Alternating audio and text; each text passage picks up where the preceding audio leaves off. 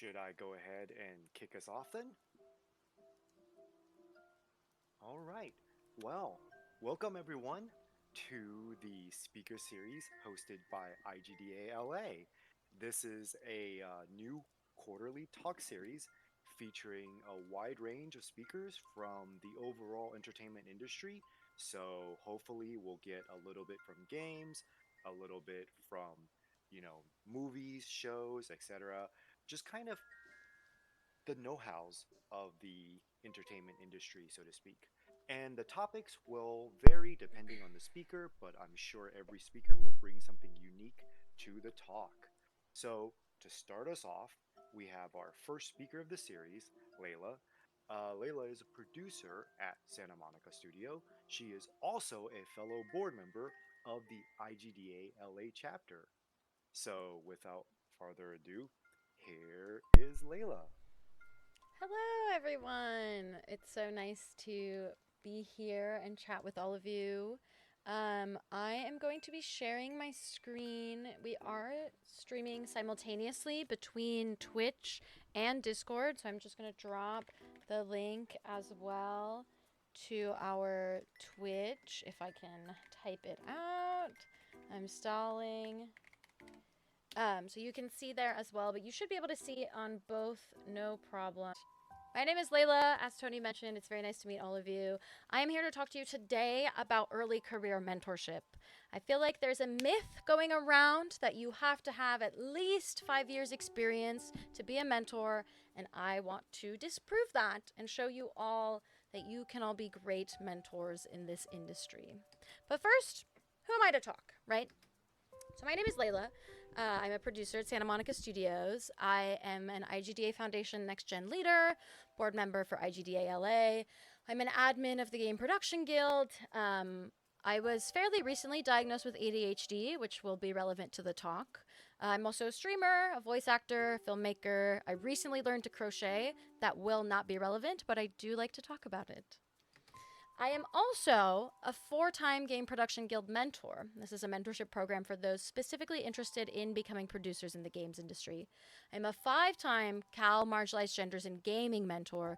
This is for all aspiring game developers of marginalized genders at UC Berkeley, which is my alma mater. I was a 2-time Ubisoft Women and Non Binary ERG mentor. An ERG is an employee resource group. And this was for women and non binary employees who wanted to learn about other kinds of game development careers. So this was more like a peer to peer mentorship. All this to say, I have a little bit of experience with mentoring, and I am here to talk about some of those experiences I have had. So, first of all, let's talk about what is a mentor. Oxford Dictionary defines mentorship as an experienced and trusted advisor. That is what we think of when we talk about what a mentor is. I want to talk a little bit about the differences between a mentor, a coach, and something like a recruiter. And if you're watching the Twitch, I'm making my camera smaller because I realize that you can't see what I'm presenting. We'll do that. So a mentor can help you get hired, right? That is something they could potentially do. It's not something that I think people should expect out of a mentorship, but it's certainly possible. They work with you to learn and grow and things like that. And it's a two-way relationship. Ideally, you as the mentor are learning just as much from your mentee as they are learning from you, even though it will probably be different things that you're learning. A coach could help you get hired. They usually work for you. The term coaching tends to refer to a paid position where you are paying someone to work for you and help you grow in your role, however that may be. And it's a pretty one-way relationship. I'm not saying that a coach cannot learn from the person they are coaching, but generally they have the knowledge or the resources and they're kind of passing those on to. And a recruiter is the only person who can literally hire you. Doesn't matter if you have the best mentor, the best coach in the world, they do not actually make any hiring decision. A recruiter also doesn't work for you, they work for the company. However, that does not mean that a good recruiter won't work with you, whether that be providing you resources to potentially succeed next time or giving you assistance in their recruitment process.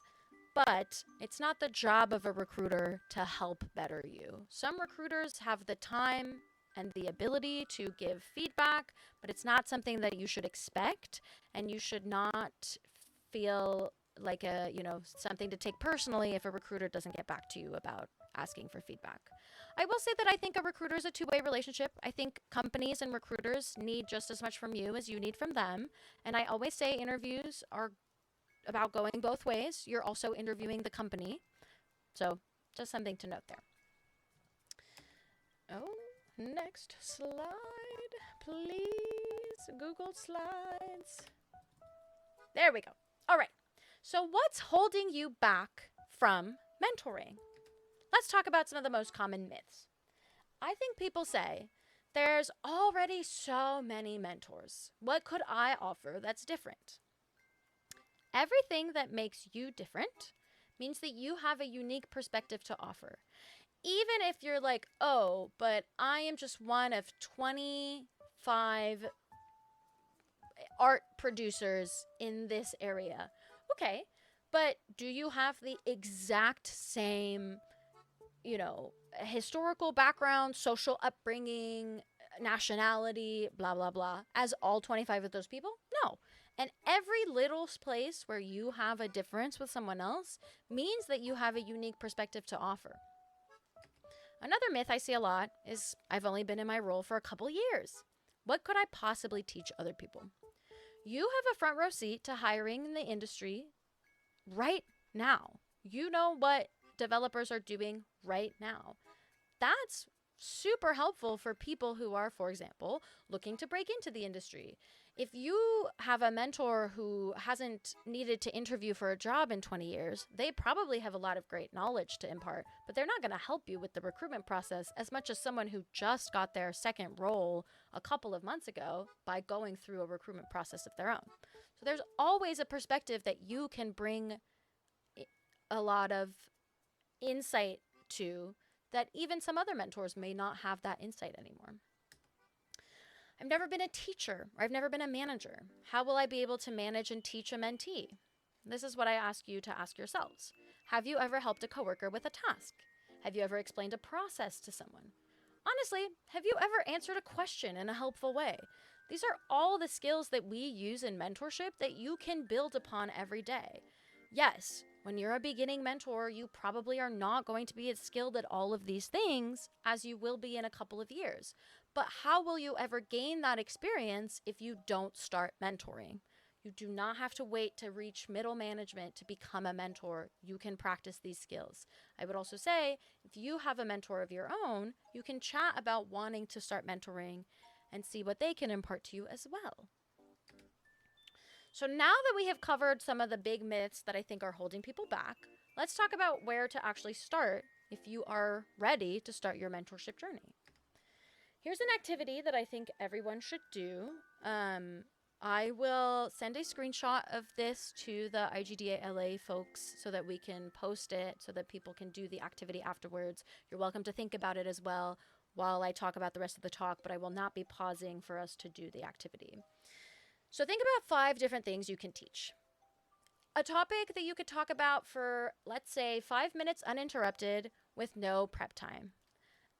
An easy one for me is, the differences between the How to Train Your Dragon movies and the book series. Or all of the different names that I give my cat and why they're all relevant to his name. If you were asked about any of these topics, could you explain these to a young professional? The reason I specify young professional is, generally the mentorship you're doing, people will have some familiarity with what you are doing. So it's not like you have to, explain this to a toddler, right? These are people who have likely studied in this field. They have a good basis of the field they want to work in or the field that you are working in. You may probably find yourself having to explain some more complex ideas to them or anything that is not maybe publicly available, any task tracking softwares, for example, for production that you are free to talk about. Don't bleed your NDAs. But, you don't have to explain them to a child. These are people who are generally on the same page as you. Now, if we go back to those topics and you didn't think of work-related ones, redo this exercise and think about 5 things about your role. If you could explain 5 things about your job for about 5 minutes without much prep time to a young professional, you can do mentorship. If you feel like you can't do that, you can't explain 5 things or you can't explain them to a young professional, think about why you think that and think about what steps you could take to get to that part. I think a lot of you who may think that you aren't ready for that are really not as far as you think, and you just have to sit down and work through this process and see what maybe is an area that you need a bit of mentorship or guidance on so that you can then turn around and mentor other people as well. All right, now let's talk about actually building your mentor. And I do just want to say I'm very proud of this visual aid that is accompanying all of these slides, and hopefully you will all see the theme soon. So, picking your bear at Build-A-Bear is like setting up the basis for the role of the mentor. Decide what you would like your mentor-sona to be like.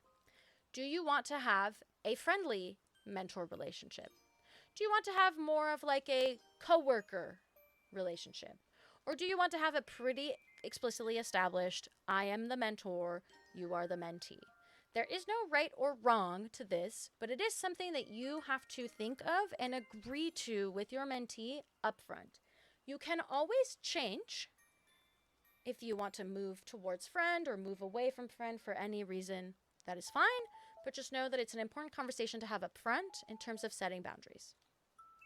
Are you leading or are you following? And what I mean by that is obviously as the mentor, we are leading discussions, but who is the proactive one here? A good example of this is in the game production guild that I am an admin of. We put the onus of mentorship on the mentees. So it is up to the mentees to be scheduling their next meeting with their mentor. It is up to the mentees to be providing agendas or topics for their mentorship. But that's not the case everywhere. Some places, some organizations will prep their mentors with like a list of topics they expect to be covered, and the mentor might be the one to set that pace, let the mentee know when they expect to be moving to the next topic, and so on. Again, no right answer, no wrong answer, but what is it that you are hoping to get? Is this a one-off mentorship? Meeting someone for coffee and talking about your role and instilling a little bit of wisdom? Good news, everyone. You just mentored someone. Most people think of recurring mentorship as mentorship, and I would say that's generally the kind of mentorship that I do and practice. But anytime you turn and take the time to offer to someone with slightly less access to resources or information than you are mentoring people. And then how often are you willing to meet and for how long? We'll talk a little bit more about this as well later in terms of how to know when to end a mentorship, but just know, is this a weekly commitment? Is this bi-weekly? Is this monthly? Are you meeting for 30 minutes? Are you meeting for 60? Things like that. All things to kind of get out of the way in that first introductory meeting with your mentee. Now that we've picked our bear, let's stuff it. Here are the good mentorship pillars that will be the basis of our mentorship. You are here to advise and suggest. What does that look like to you? You can give advice. You can make suggestions. You cannot force a mentee to do anything, and that should never be your goal. You can show evidence and firsthand experiences that will hopefully lead to a mentee agreeing to your advice and suggestions, but there is nothing more that we can or should do than advising and suggesting. So think about what that might look like for you. Is it recommending certain books? Is it going through your own experiences and talking about the things that you've learned? Remember that this is a two-way street. Are you ready to learn from your mentee? Are you ready to be challenged with potentially views that you had not considered, or to have questions asked of you that you have never been asked before? You have to be okay with saying, I don't know. Or let's think about this together. Let's work through this together. Let's learn more about this situation together. My favorite thing about mentoring is when I don't have an answer to a question, because wow, what an opportunity for me to learn alongside this person who is trusting me with their development. It's a really fun and interesting relationship to be in, and I feel like it's not one that we have a lot in this society. So these are some of my favorite moments of mentorship. Now that we've established these pillars, let's move on to dressing our bear. Let's dress our mentorship for success. We want to set realistic goals with our mentees. And as we move forward with the mentorship process, we want to always go back to these. One of the most important goals I want to stress, I kind of touched upon it earlier, you can never guarantee a job with a mentorship. It doesn't matter if you, the mentor, want to offer a job. Unless you are literally responsible for hiring, you can never guarantee that a job will happen. This is especially important with mentoring recent grads, which I think is a lot of the audience that people who are mentoring early in their career tend to mentor, because it's good to know upfront for them that this is an expectation so that they don't end up disappointed or feeling like their experience did not match with their expectations. And it's also good to know and remind yourself, because you may feel really attached to a mentee or something. And if they were to apply for a role at your company and not get it, you might feel like that's a reflection on you as a mentor, so on and so forth. These are all things we don't want to be putting on the mentorship relationship. One of the ways I think it's good to go back to these goals as you progress is to do check-in activities and reevaluate. So one of the goals that I like to set for my mentees is some tangible goals like, let's try and have a really solid master resume and master cover letter by the end of this mentorship. If you don't know what that is, I also give a talk on master resumes and master cover letters, and I am planning on doing that separately on my personal Twitch channel at some point this year. I was going to do it in February, then I got a new job. Things got really crazy. So if you're following me on LinkedIn and you're like, I heard her talk about this already, I'm sorry, it hasn't been rescheduled yet, but I promise I will be doing that. But for the purposes of this, those are my goals. And so I like to do check-in activities like, maybe halfway through the mentorship period. Do you feel like you have developed new understanding or new skills that can help you write your resume? If my mentee says no, then I know that I perhaps have not found the right way to teach that to them, or I'm maybe not doing enough to reach those goals. If my mentee says no, but I'm really much more interested in what we have been talking about, and I'd like to move into XYZ, that's a great time to reevaluate the goals. Maybe the goals we had at the beginning are not working for us anymore, and we should move to something else. Or what I'm doing as a mentor isn't working towards the goal, and I need to evaluate this setup. Maybe I need to start assigning homework. Maybe I need to do some more practice on my end and come with things prepared. Lots of potential solutions, but identifying any potential problems is the big thing here. Now that we've dressed our bear, let's take care of our bear. Here are the pitfalls to avoid when you are mentoring. Don't get frustrated if it takes a bit for you and your mentee to get on the same page. Mentorships are obviously usually some sort of paired experience. A lot of organizations will take a lot of great care in pairing their mentees with their mentors. But no matter how a mentor-mentee relationship comes up, there are going to be some growing pains. It is okay to right off the bat not feel super connected, not feel like you're quite speaking the same language. Those are all things to just keep in mind as you're opening up this mentor relationship. Now, if it never gets any better, or if it's getting worse, we're going back to that, realistic goal and check-in activities. Maybe the whole mentorship isn't working. Someone could be the greatest mentor in the world, but if their way to teach and the things that they're sharing don't align with the mentee's needs and the way that the mentee learns, that might never work out. And that's okay. Just remember to take it slow, and if things really aren't improving, understand that it's okay to politely walk away from mentorship. Also know your own personal limits. Don't push past all of them all at once. If you're learning about a brand new topic along with your mentee, and you're also doing really long mentorship sessions, and you're doing a lot of homework on your end to be able to be better prepared for your mentee, you're going to start feeling really burnt out. You're not going to be benefiting your mentee. You're not going to be benefiting yourself, and everything is kind of going to fall apart. So know your limits. It's okay to push one, maybe two. Maybe it's a topic that you've never explored, but you're only exploring it when you're in your mentorship, so you don't have to do homework. Or maybe you're used to 30-minute sessions, but you're okay doing 60-minute sessions because this is a topic you're really familiar with and you could talk about it for 60 minutes. The most important thing is to not think that mentorship is a one size fits all. Every time you have a new mentee, even every time you approach a new subject, you have to adapt and update your approach constantly. Do those check ins with yourself.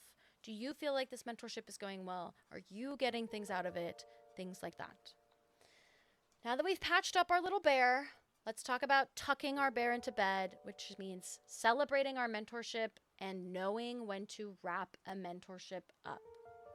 As long as you and your mentee were able to learn from each other, that mentorship was a success. Again, we are not judging the ability to get a job as the success for a mentorship.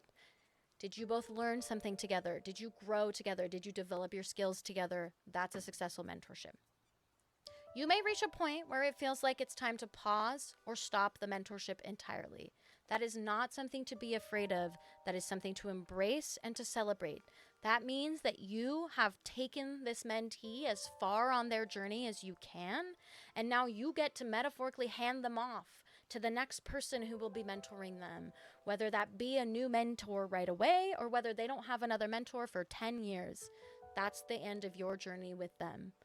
Which is not to say that that's the end of your time speaking to this person or interacting with them. You can keep in touch with people. You can still be friends if you'd like. But the mentor-mentee relationship is not one that goes on forever for everyone.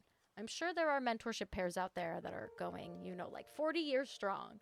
But that's not really the goal. A lot of mentorship programs are more short-term, 3, 6, 12 months. And those are super helpful and super valid. And again, we're going back to those goals. Did we reach those goals? Did we improve the things we wanted to improve? Did we take steps in these directions? Then we have successfully done the mentorship. So, with all this in mind, you've got your bear all built. You're ready to mentor. How do you do that? Where do you go next? These are just my recommendations. This is by no means an exhaustive list. If anybody in the comments or in chat or in Discord knows other resources or opportunities, please drop them. I will add them to this list when I send out these slides so that people can refer back to them. So please just know this is a small sampling of what is available out there. But here are some of my recommendations for mentorship opportunities. First one, were you ever a mentee anywhere? Reach out to that organization and ask about what it would take to transition to being a mentor. Some organizations even let you be both mentee and mentor. Look into that. A lot of universities and colleges will do career mentorship, so check with your alma mater, or if you've moved away from where you went to school and you'd like to stay more local, check with the school you live close to. Like I mentioned, do mentorship through UC Berkeley. It's all virtual. I'm down here in Los Angeles now. But it's the program that I was a mentee in. I've now mentored people for 5 years. It's really great. And specifically, there's career mentorship in colleges, but there's also a lot of collegiate gaming clubs. They're becoming more and more of a thing, whether they be general gaming clubs or for those of you who may be female, non-binary, or marginalized gender identifying, a lot of those clubs are coming out, and I'm sure there's a lot of people looking for mentorship. Even if the club does not have an official mentorship program, if you want to reach out and offer to kind of help kickstart one, that's a great way to make an impact in the community. Here are some other useful links that I have. IGDA's Global Mentorship Program. IGDA LA is not explicitly involved in this. It's done at the IGDA Global HQ level, but it's an amazing program that pairs mentees and mentors around the world. WIGI, which is Women in Games International, also has an amazing mentorship program. I believe it's not exclusively open to female identifying mentors either. So if you would like to help mentor women in games, you could check that out. Gameheads does a mentorship program. This is more California focused, and I believe it's more explicitly Northern California focused, but they may have some Southern California or remote opportunities. But they're a great organization that works with underrepresented or underprivileged children and teens and young adults to get them into game dev and get resources and mentorship. And then I'll do a little plug for my mentorship program, the Game Production Guild. If you are or want to become a game producer, please ask me about it.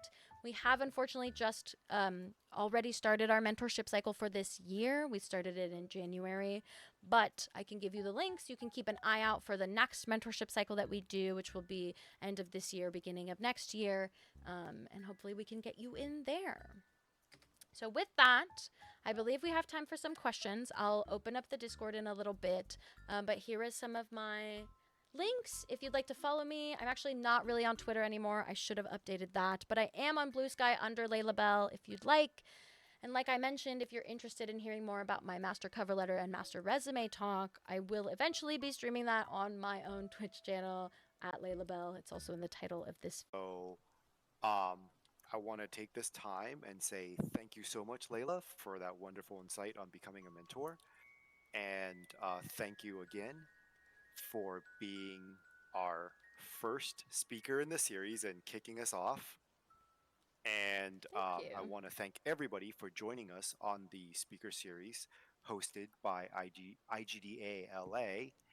And we will be back again next quarter with a new speaker and another topic. In the meantime, if you're interested in the IGDA LA chapter or just want to be a part of our social activities, please visit igda.org and look for the LA chapter. We currently host a monthly mixer at the Yard House in Marina Del Rey, and that gets posted every month before it happens. So please come join us. It's been a good turnout so far. And follow us in our Discord and our socials for our upcoming events. And once again, thanks for joining us, everybody. And I think that is all I've got from the IGDA LA.